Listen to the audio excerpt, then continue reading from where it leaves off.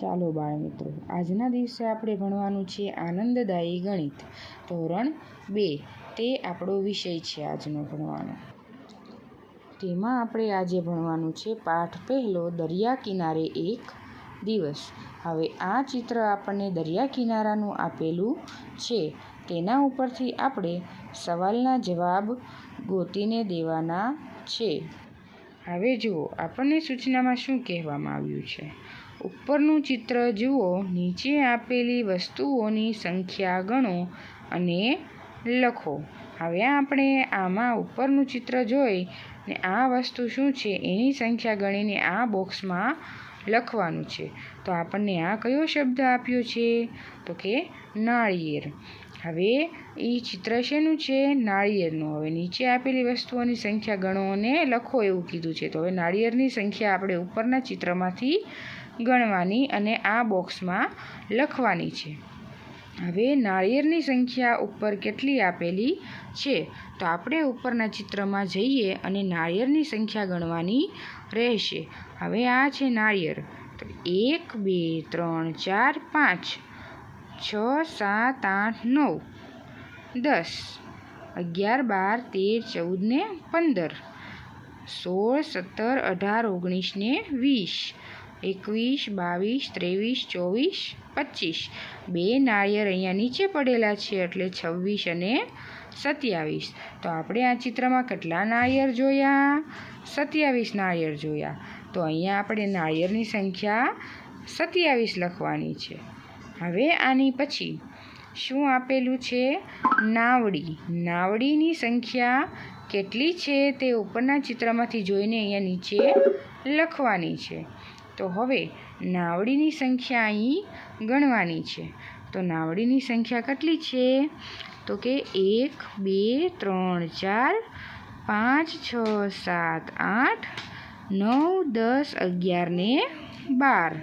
તો હવે અહીંયા નાવડીની સંખ્યા આપણે કેટલી લખી? 12. હવે પછી આપણને આપેલો છે શબ્દ બાળક. બાળકની સંખ્યા કેટલી છે ચિત્રમાં તે જોવાનું છે. હવે અહીંયા બાળકો છે 1 2 3 4 5 અને 6. તો અહીં લખવાનું છે 6 બાળક. પછી છે નારંગી. તો કે નારંગીની સંખ્યા કેટલી છે? તો ફ્રૂટવાળાની લારીમાં નારંગીઓ કેટલી છે તે ગણીને કમેન્ટમાં મને લખજો. હવે છે તમે તેની હવે પછી શું છે, તમે તેની ગણતરી કેવી રીતે કરી? શું તમે તેની એક એક કરીને કે સમૂહમાં ગણતરી કરી છે? તેનો જવાબ પણ તમે મને કમેન્ટમાં મોકલી શકો છો. તેની પછી છે ક. ક કરીને આપણને પ્રશ્ન આપેલો છે, સૂચના આપેલી છે. ચિત્રમાં દર્શાવેલી દુકાનો તરફ જુઓ અને ખાલી જગ્યા પૂરો. હવે એમાં પહેલો સવાલ છે, દરેક માળમાં 10 છીપલા છે. માળામાં ઓલા બેન જે ચિત્રમાં માળા વેચવા બેઠેલા છે તેની માળામાં 10 છીપલા છે. છીપલાની ખાલી જગ્યા માળા છે. તો હવે ફરી આપણે આ ચિત્રમાં આવી ગયા છીએ છીપલાની માળાઓ જોવા. તો હવે આ બેન છીપલાની માળા વેચવા બેઠા છે. હવે એ છીપલાની માળાઓ કેટલી છે? તો કે 1 2 3 4 5 6 7 8 9 ને 10. તો આપણે ખાલી જગ્યામાં શું લખ્યું? 10. હવે બીજું, ફુગાના ખાલી જગ્યા જૂથ છે. દરેક જૂથમાં ખાલી જગ્યા ફુગા છે અને ખાલી જગ્યા છૂટક ફુગા છે. તો એ ફુગાના ખાલી જગ્યા જૂથ છે. ફુગાના કેટલા જૂથ છે? તો આપણે પાછળ ચિત્રમાં જોશું. હવે ચિત્રમાં જોઈએ ફુગાના જૂથ કેટલા છે? તો કે આ એક જૂથ, આ બીજું જૂથ, આ ત્રીજું, આ ચોથું, પાંચમું ને છઠ્ઠું. તો આપણે ખાલી જગ્યામાં શું લખવાનું? ફુગામાં 6 જૂથ છે. હવે દરેક જૂથમાં ખાલી જગ્યા ફુગા છે અને ખાલી જગ્યા છૂટક ફુગા છે. તો આપણે ફરી એકવાર ચિત્રમાં પાછા જઈશું. દરેક જૂથમાં આપણને 1 2 3 4 1 2 3 4 1 2 3 4 1 2 3 4 1 2 3 4 1 2 3 ને 4 દરેક જૂથમાં આપણને કેટલા ફુગા જોવા મળ્યા? 4 અને છૂટક ફુગા કેટલા છે? તો કે 2. તો હવે આપણે આ ખાલી જગ્યામાં લખશું દરેક જૂથમાં 4 ફુગા છે અને 2 ફુગા છૂટક છે. હવે ત્રીજો પ્રશ્ન શું છે? કેળાની ખાલી જગ્યા લૂમ છે. દરેક લૂમમાં ખાલી જગ્યા કેળા છે અને ખાલી જગ્યા છૂટક કેળા છે. તો કેળાની ખાલી જગ્યા લૂમ છે એમાં આપણે ખાલી જગ્યામાં શું લખવાનું છે? કેળાની કેટલી લૂમ છે એ આપણે ચિત્રમાં જોઈએ. ચિત્રમાં આપણને 1 2 3 4 ને 5 અને 6 કેળાની લૂમ દેખાય છે.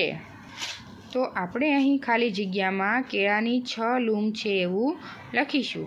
હવે દરેક લૂમમાં 12 કેળા છે અને ખાલી જગ્યા છૂટક કેળા છે. તો કે છૂટક કેળા લારીમાં આપણે ચિત્રમાં જોઈએ તો 4 પડ્યા છે. હવે તેની પછીનો પ્રશ્ન આવશે ખ કરીને સૂચના લખેલી છે.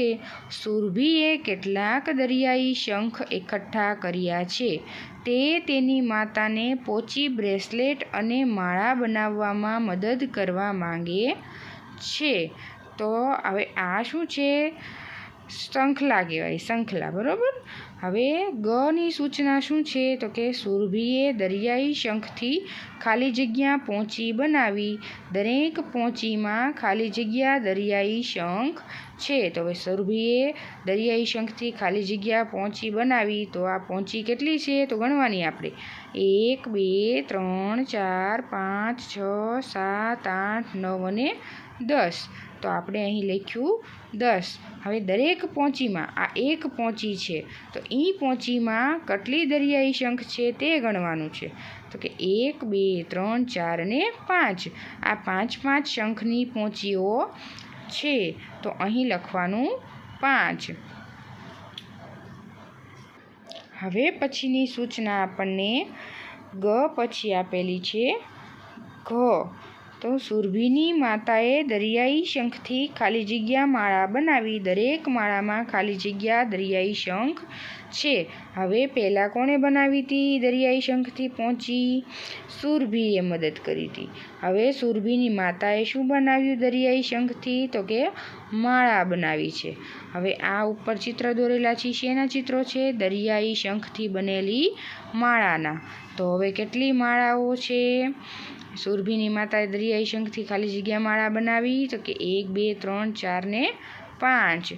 હવે દરેક માળામાં ખાલી જગ્યા દરિયાઈ શંખ છે. તો કે 1 2 3 4 5 6 7 8 9 ને 10.